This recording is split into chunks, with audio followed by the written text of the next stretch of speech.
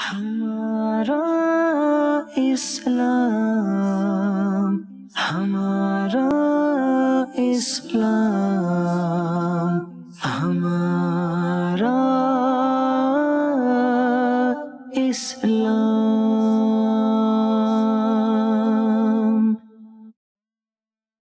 الحمدللہ رب العالمین والصلاة والسلام علی سید المرسلین، اما بعد فاعوذ باللہ من الشیطان الرجیم، بسم اللہ الرحمن الرحیم۔ الصلاة والسلام علیک یا رسول اللہ وعلی آلک واصحابک یا حبیب اللہ۔ الصلاة والسلام علیک یا نبی اللہ وعلی آلک واصحابک یا نور اللہ۔ مدنی چینل کے ناظرین، پروگرام ہمارا اسلام لے کر ایک بار پھر آپ کی خدمتوں میں حاضر ہیں۔ اللہ رب العالمین ہم سب کو اسلام کی خوبصورت تعلیمات پر عمل کرنے کی توفیق عطا فرمائے۔ ابتداءً درود پاک کی فضیلت ہمارے پیارے رسول صلی اللہ علیہ وآلہ وسلم کا فرمان معظم عالی شان ہے کہ 3 طرح کے افراد خوش نصیب وہ ہوں گے جنہیں بروز محشر اللہ اپنے عرش کا سایہ عطا فرمائے گا۔ ان میں سے پہلا شخص ارشاد فرمایا جو میرے کسی امتی کی پریشانی کو دور کرے، دوسرا وہ شخص ہوگا کہ جو میری سنت کو زندہ کرے، اور تیسرا وہ جو مجھ پر کثرت سے درود پڑھے۔ اور بھی احادیث طیبہ ہیں جن میں بطور خاص ایسے اعمال اور ایسے اشخاص کا بیان ہے کہ جنہیں اللہ رب العالمین بروز محشر اپنے عرش کا سایہ عطا فرمائے گا۔ اس حدیث پاک میں ان 3 کا تذکرہ ہے۔ کوشش کریں امت مصطفیٰ کی پریشانیوں کو وہ دور کرنے کی اپنی طرف سے صحیح کریں، کوشش کریں کسی طرح بھی کسی کی الجھن کو دور کر دینا یہ بڑا اجر و ثواب کا کام ہے۔ اور اسی طریقے سے نبی پاک صلی اللہ علیہ وآلہ وسلم کی ذات اقدس پر کثرت سے درود بھی پڑھنے کا معمول بنائیں، اور نبی پاک علیہ السلام کی پیاری پیاری سنتوں کو زندہ کرنا یعنی ان پر عمل پیرا ہونا، اس کی بھی اللہ ہمیں توفیق عطا فرمائے۔ صلو علی الحبیب صلی اللہ تعالی علی محمد صلی اللہ علیہ وآلہ وسلم، صلاۃ و سلام علیک یا سیدی یا رسول اللہ وعلی آلک واصحابک یا سیدی یا حبیب اللہ۔ اس پروگرام میں بطور خاص ہم کسی ٹاپک پر کچھ ابتداءً گفتگو بھی کرتے ہیں اور آپ کی کالز کو بھی پروگرام کا حصہ بنانے کی کوشش کرتے ہیں۔ اسلام ایک خوبصورت دین ہے اور اللہ رب العالمین کے نزدیک صرف اور صرف اسلام ہی ہے۔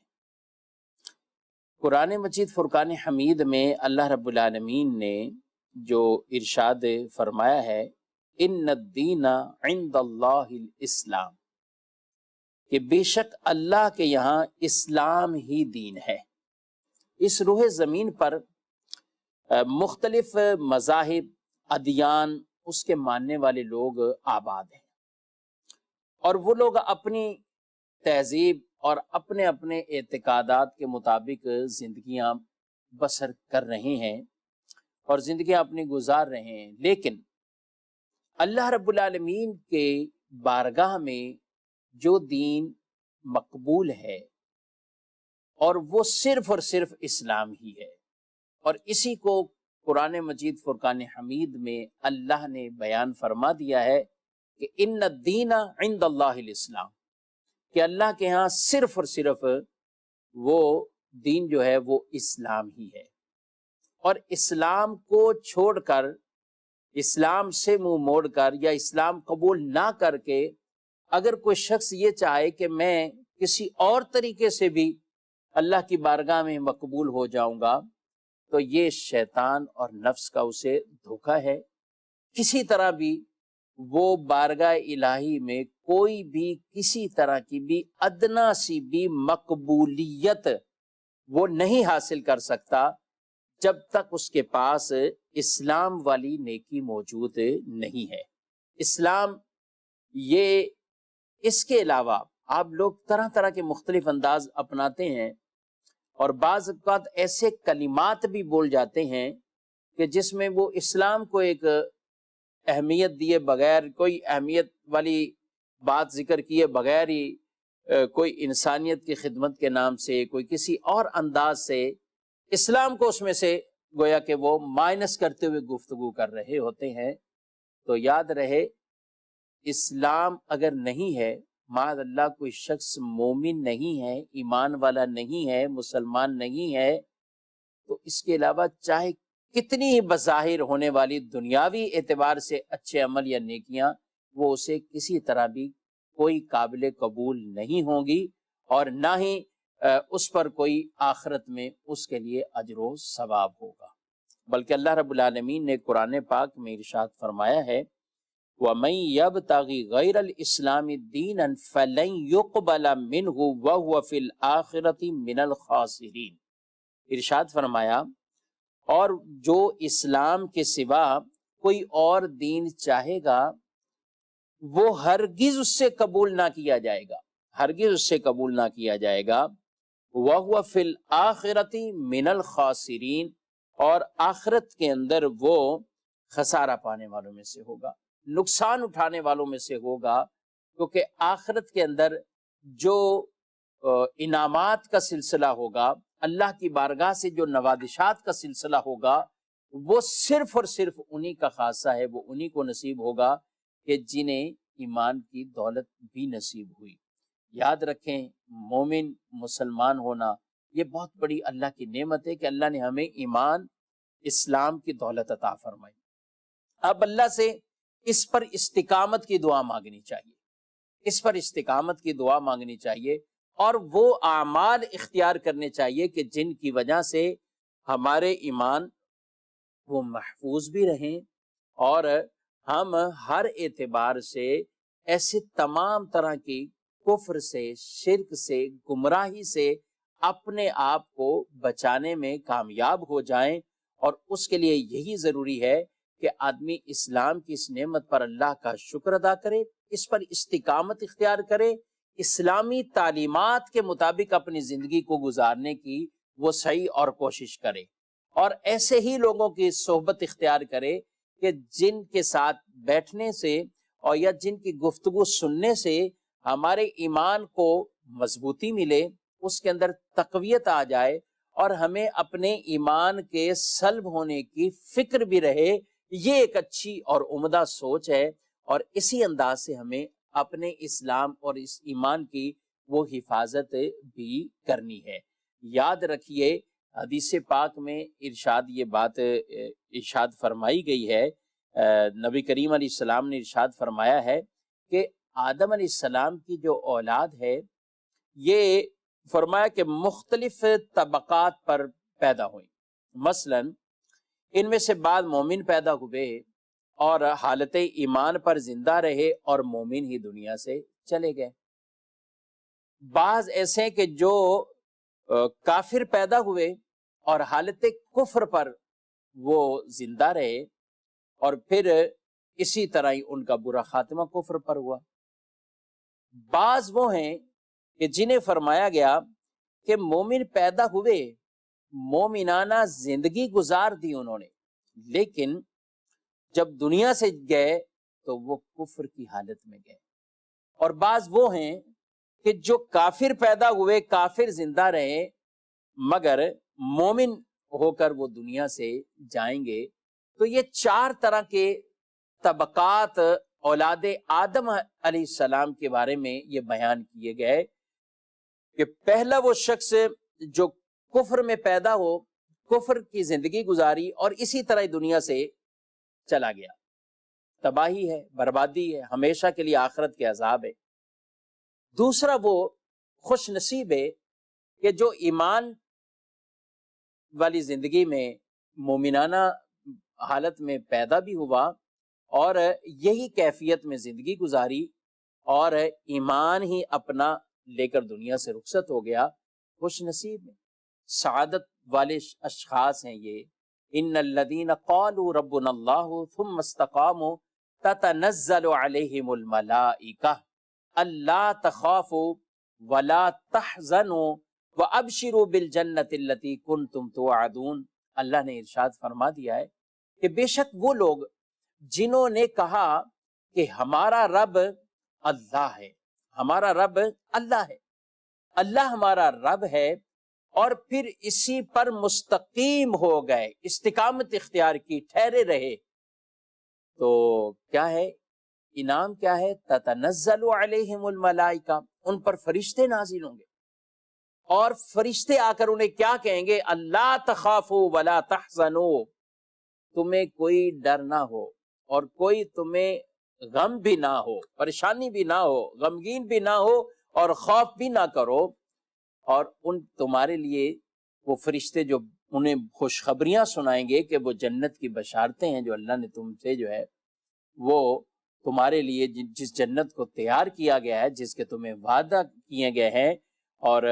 خود فرشتے کیا کہیں گے؟ نحن اولیاؤکم فی الحیات الدنیا وفی الآخرہ، ہم تمہارے دنیا میں بھی ساتھی ہیں، دوست ہیں، اور آخرت میں بھی تمہارے دوست ہیں۔ وَلَكُمْ فِيهَا مَا تَشْتَهِي أَنفُسُكُمْ وَلَكُمْ فِيهَا مَا تَدَّعُونَ نُزُلًا مِّنْ غَفُورٍ رَحِيمٍ۔ سبحان اللہ، جو تمہارا نفس چاہے وہ سارا تمہیں ملے گا، جو رب کی طرف سے تمہیں وعدہ ہے وہ بھی تمہیں ملے گا، اور یہ اللہ کی طرف سے تمہاری مہمان نوازی ہے، اور اللہ یہ تمہیں عطا فرمائے گا۔ تو سبحان اللہ، وہ لوگ جو ایمان لے کر دنیا سے رخصت ہو گئے، کتنے خوش نصیب ہیں وہ لوگ۔ تیسرا جو آدمی روایت میں بیان کیا گیا کہ کفر کی حالت میں پیدا ہوا اور کفر کی حالت میں اس نے زندگی گزاری، لیکن ایمان کی حالت میں دنیا سے گیا، یہ بھی اس حوالے سے بالکل یہ خوش نصیب ہے جس کا خاتمہ ایمان پر ہوا، اور اعمال کا دار و مدار خواتم پر ہے، خاتمہ کس حالت اور کیفیت میں ہے۔ اور چوتھا آدمی وہ ایمان والی زندگی تو ملی، پیدائش بھی اسی پر ہوئی، زندگی بھی گزاری، لیکن پھر جا کر ایسے معاملات میں مبتلا ہو گیا کہ کفر کے اندر اسے موت آئی۔ الامان الحفیظ، یہ ہم سب کو ڈرنا چاہیے اور اپنے ایمان کی حفاظت کرنی چاہیے کہ آدمی مسلمان دنیا سے رخصت ہو، مسلمان دنیا سے رخصت ہو۔ قرآن فرماتا ہے اے ایمان والو اللہ سے ڈرو جیسا ڈرنے کا حق ہے، وَلَا تَمُوتُنَّ إِلَّا وَأَنْتُمْ مُسْلِمُونَ، اور ہرگز ہرگز تم نہ مرنا مگر ایمان کے ساتھ۔ اسلام کی حالت میں تمہیں موت آئے تو وہ اسلام کی حالت میں تمہیں موت آئے۔ تو یہ مدری چینل کے ناظرین، یہ کتنی خوش نصیبی والی بات ہے اس آدمی کے لیے، حقیقتاً کامیابی ہے کہ جو اپنے ایمان کو محفوظ کر کے، ایمان کی حفاظت کر کے وہ دنیا سے ایمان کی حالت میں رخصت ہو جاتا ہے۔ رمضان شریف کا مہینہ آدمی گزارتا ہے تو کئی طرح کی چیزیں ہوتی، اب جب شوال کا مہینہ آیا، شیطان بھی آزاد ہے، آدمی بھی نفس کی کچھ ایسی چالاکیوں میں وہ مبتلا ہو جاتا ہے، اور پھر ہوتا کیا ہے کہ بعض اوقات یہ شیطان اور نفس اس آدمی کو ان اعمال کی طرف دھکیل دیتے، اس طرف کہ جتنے عہد اللہ سے رمضان میں کیے، جتنی دعائیں مانگی، سجدوں میں رکت آ گئی، قرآن کی تلاوتیں سنتے رہے، کانوں کے اندر وہ ایک عجب کیفیت کے ساتھ گویا کہ رس گھولتی رہیں، اور ہم محظوظ ہوتے رہے، لطف اندوز ہو کر قرآن کی تلاوتیں بھی سنتے رہے، تراویح کی نماز ہو اور دیگر مساجد کے اندر ایک ذوق شوق سے حلقہ درس کے اندر شرکت کرتے رہنا، علماء کے وعظ، نصیحت، بیانات، مبلغین کے درس، یہ سب چیزوں میں شرکت کر کر کے ایک آدمی قلبی طور پر اللہ سے ایک عہد کر لیتا ہے، کچھ ایسے وعدے رب سے کر لیتا ہے، اور دل ہی دل میں کچھ ایسا تیار ہو جاتا ہے کہ بس یہی راستہ سیدھا راستہ ہے اور اس راستے پہ مجھے چلنا ہے، بے شک یہ سیدھا راستہ ہے اور اسی پر ہی چلنا گئے۔ لیکن جب وہ اس ماحول سے باہر آتا ہے، ان دنوں سے باہر آتا ہے، یاد رکھیں رمضان شریف ضرور رخصت ہوا ہے، رمضان شریف ضرور ہم سے الوداع ہو گیا ہے، لیکن نمازیں وہ ہم اس رب کی پڑھتے ہیں، اس رب کی عبادت کرتے ہیں جو نیند سے بھی پاک ہے، اونگ سے بھی پاک ہے، ہم اللہ رب العالمین کے بندے ہیں اور ہمیں دن بھر کے اندر جو نمازیں 5 وقت کی پڑھنی ہے اس کا تو اہتمام ہمیں ہمیشہ کرنا ہے۔ اس کے اندر کوئی دو رائے نہیں ہے کہ یہ رمضان کا فریضہ تو نہیں تھا کہ رمضان میں تھا اور اس کے بعد ختم ہو گیا۔ اچھا، گناہ سے عام حالت میں بھی بچنا ہے، رمضان میں بھی بچتے تھے، اب عام حالت ہے تو اس سے بھی بچنا ہے۔ تو جو چیزیں فرائض ہیں، یعنی جن چیزوں سے بچنا فرض ہے اور جن کا کرنا فرض ہے، یہ تمام چیزیں ہمارا پورا سال کا نصاب ہے میرے بھائیوں، یہ ہمارے ایمان کے تقاضے ہیں۔ اور جب آدمی انہی کے ساتھ اپنے آپ کو مربوط کر لیتا ہے اور مضبوط کر لیتا ہے تو پھر اس کے ایمان کی بھی حفاظت رہتی ہے، ایمان کی بھی حفاظت رہتی ہے۔ لیکن جب آدمی بیسک فرائض سے ہی تھوڑا سا اس طرح کے انداز سے، فرائض سے دور، مساجد سے دور، عبادت اور تلاوت سے دور، یہ چیزیں جب معاملات ہو جاتے ہیں تو پھر اسی طرح اس کے دل میں پھر اس طرح کی کیفیات بھی نہیں رہتی، اور خدا نہ خواستہ پھر کسی اور کے ایسی بری صحبت ہو کہ جس کی وجہ سے آدمی اپنے ایمان کو وہ ضائع نہ کر بیٹھے۔ تو صرف رمضان کی نیکیوں پر ہمیں اترانا نہیں چاہیے،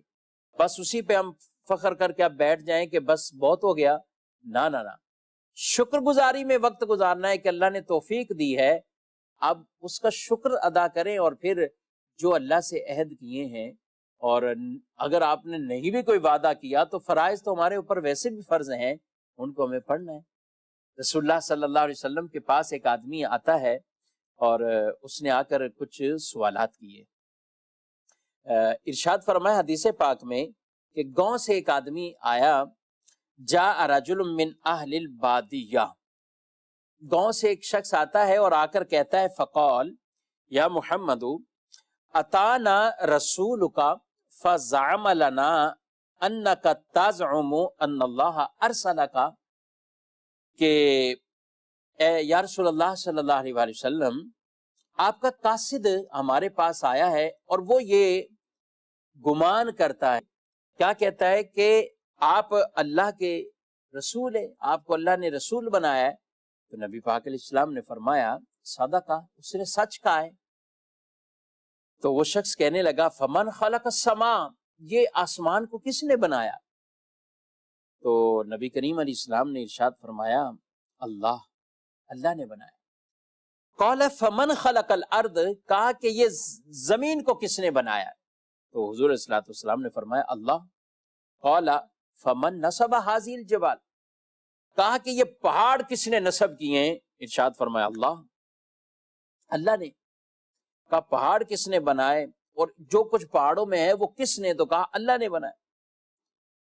اب وہ شخص کہنے لگا، فبالذی خلق السماء وخلق الارض ونصب هذه الجبال اللہ ارسلک، یا رسول اللہ صلی اللہ علیہ وآلہ وسلم، قسم ہے اس ذات کی جس نے آسمان کو پیدا کیا، زمین کو بچھا دیا اور زمین کو بنا دیا، یہ پہاڑ نصب کر دیے، اس رب کی قسم ہے، اس کو بنانے والے کی قسم ہے، کیا اللہ نے آپ کو رسول بنایا؟ تو حضور صلی اللہ علیہ وآلہ وسلم نے فرمایا نعم، جی ہاں ایسا ہے۔ کہا کہ آپ کا قاصد یہ بھی ہمیں آ کے بتاتا ہے کہ ان علینا 5 صلوات فی یومنا و لیلتنا، آپ کے قاصد نے کہا کہ ہمارے اوپر وہ دن بھر میں 5 نمازیں ہیں، ایک دن میں اور رات میں 5 نمازیں بھی ہم پر لازم ہیں،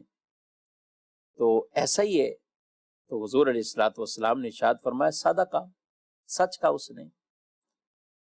قال، اور پھر اس نے کہا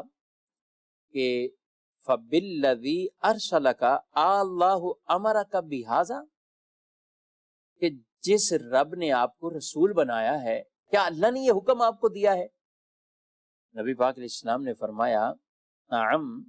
بے شک اللہ نے حکم دیا ہے، جی ہاں۔ قال وزعم رسولک ان علینا زکاۃ فی اموالنا، قال صدقہ، کہا کہ آپ کا قاصد یہ بھی کہتا ہے کہ ہم پر زکوٰۃ بھی ہے اپنے مال کی، تو رسول اللہ صلی اللہ علیہ وآلہ وسلم نے فرمایا سچ کہا، زکوٰۃ ہے ہم پر مال کی۔ پھر آگے اس آدمی نے یہ سوال کیے، مدنی چینل کے ناظرین، علماء نے بڑی پیاری اس کے تحت باتیں لکھی ہیں، یہ حدیث ابھی ڈیٹیل تفصیل سے وہ وقت تو نہیں ہے، لیکن فرمایا کہ رسول اللہ صلی اللہ علیہ وسلم کے اخلاق حسنہ اور آپ کے وعظ اور تبلیغ کے انداز کہ ایک عام دیہاتی شخص ہے، اور پھر طرح طرح سے کس انداز سے اس نے وہ جو بیسک چیزیں ہیں، فرائض ہیں، ان کے بارے میں سوال کیے، تو کتنے کریم آقا ہیں، اخلاق والے ہیں کہ کس انداز سے اس کی خیر خواہی فرما رہے ہیں، اور اس انداز سے اس کے ساتھ یہ تبلیغ کا معاملہ فرما رہے ہیں۔ تو آپ صلی اللہ علیہ وسلم سے جب اس نے پھر اگلا سوال کیا کہ آپ کا قاصد یہ بھی کہتا ہے کہ ہم سال میں ایک مہینہ روزے رکھتے ہیں، فرمایا بے شک یہ بھی ہے۔ کہا کہ جس رب نے آپ کو رسول بنایا ہے، کیا اللہ نے حکم دیا ہے؟ فرمایا ہاں اللہ نے اس کا حکم دیا ہے۔ جی ہاں۔ کہا اس نے یہ بھی ہمیں کہا ہے کہ ہم پر حج بھی ہے اگر اس کے گھر کی طرف پہنچنے کی استطاعت ہو۔ فرمایا سچا ہے۔ کہا کہ یہ باتیں ہوئیں، ثم واللہ، پھر وہ وہاں سے آدمی پھرا جانے لگا، اور کیا کہتا ہے، اس کے کلمات کیا ہیں اس شخص کے، والذی بعثک بالحق، کہ جس نے آپ کو حق کے ساتھ مبعوث فرمایا ہے، لا ازید علیہن ولا انقص منہن، میں نہ ہی کوئی ان پر زیادہ کروں گا اور نہ ہی کوئی کم کروں گا، یعنی آگے جا کے بتانے میں بھی 5 نمازیں بتاؤں گا، 4 نہیں بتاؤں گا، حج ایک بار ہے تو ایک بار ہی بتاؤں گا، زکوٰۃ سال میں ایک دفعہ ہے تو ایک دفعہ ہی بتاؤں گا، روزے رمضان کے ہیں تو بس یہی بتاؤں گا۔ ایک اس کی شرح یہ کہ اس سے نہ زیادہ کروں گا نہ اس سے کم کروں گا، اور ایک شرح یہ کہ جتنے فرائض ہیں اس پر میں عمل کروں گا، نہ فرائض کے اندر کمی ہوگی اور نہ کوئی ایکسٹرا اور عبادتیں ہوں گی۔ یہ کہتا ہوا وہ شخص وہاں سے روانہ ہوا، تو پیارے نبی صلی اللہ علیہ وآلہ وسلم نے ارشاد فرمایا، لئن صدق لیدخلن الجنہ، اگر یہ سچا ہے تو ضرور جنت کے اندر داخل ہوگا، یہ ضرور جنت کے اندر داخل ہوگا۔ تو یہ ایک زندگی کا نصاب ہی گویا کہ بنا لیجئے کہ جو اللہ کے فرائض ہیں اس پر ہم نے عمل کرنے، وہ رمضان شریف کا مہینہ ہو یا عام دنوں میں ہو، اللہ کے فرائض میں اگر کسی طرح کی کوئی کمی نہیں ہوگی تو انشاءاللہ آدمی ضرور جنت کا حقدار بن جائے گا۔ اللہ رب العالمین ہمارے ایمان کی حفاظت بھی فرمائے، ان باتوں پر ہمیں عمل کی توفیق بھی عطا فرمائے۔ آپ کے کالز کو بھی ہم نے پروگرام میں شامل کرنا ہے، تو کالز کی طرف بڑھتے ہیں۔ میرا سوال یہ ہے کہ جو عید کے بعد جو شوال کے جو 6 روزے رکھے جاتے ہیں، کیا وہ ایک ساتھ 6 روزے رکھنا ضروری ہے یا الگ الگ بھی رکھ سکتے ہیں؟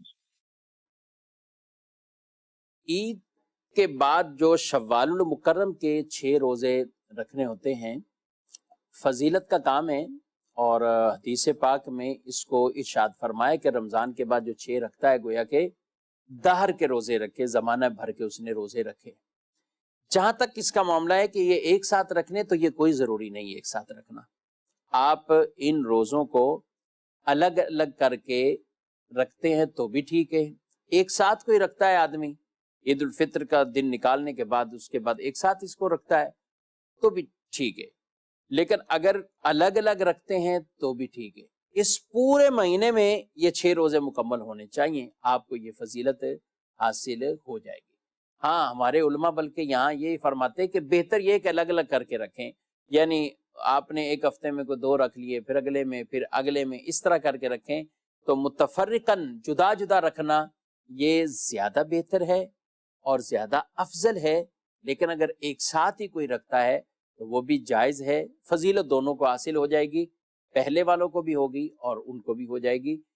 بعض لوگ یہ غلط فہمی میں رہتے ہیں کہ عید کا دن گزارنے کے اگلے دن سے ہی سٹارٹ کرنے ہیں، اگر نہیں کیے تو روزے نہیں ہوں گے۔ نہیں میرے بھائی، ایسا کچھ نہیں ہے، آپ نے اگلے دن سے وہ نہیں بھی رکھے تو شوال کا مہینہ تو ہے،